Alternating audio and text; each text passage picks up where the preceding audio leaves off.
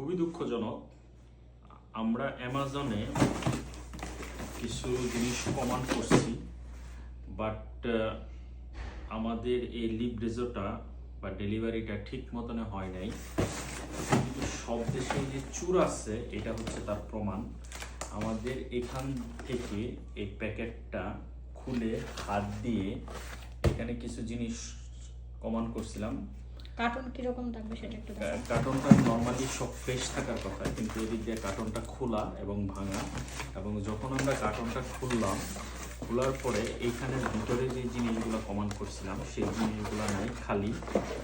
Plus হচ্ছে এখানে আমরা আরও আমরা টোটাল ছয়টা জিনিস কমান্ড করছিলাম। এখানে 6টার মধ্যে 3টা পাইছি আর বাকিগুলা পাইনি।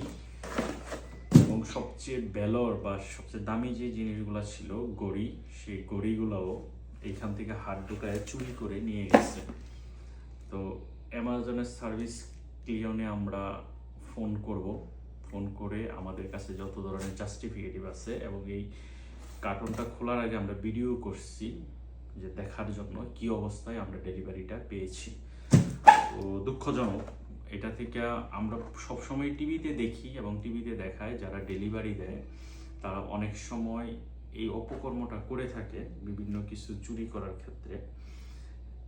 তো এটা যে নিজের সাথে হবে এটা ভাবতে পারি নাই।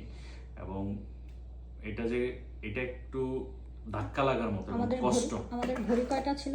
আমাদের 2টা ঘড়ি ছিল, 2টা ঘড়ি, আরেকটা একটা সেলফি স্টিক ছিল এবং 2টা ঘড়ি ছিল। যেমন 2টা ঘড়ি হচ্ছে সবচেয়ে দামি, ওই দামি 2টা জিনিসই ওরা নিয়ে গেছে। তো দুঃখজনক।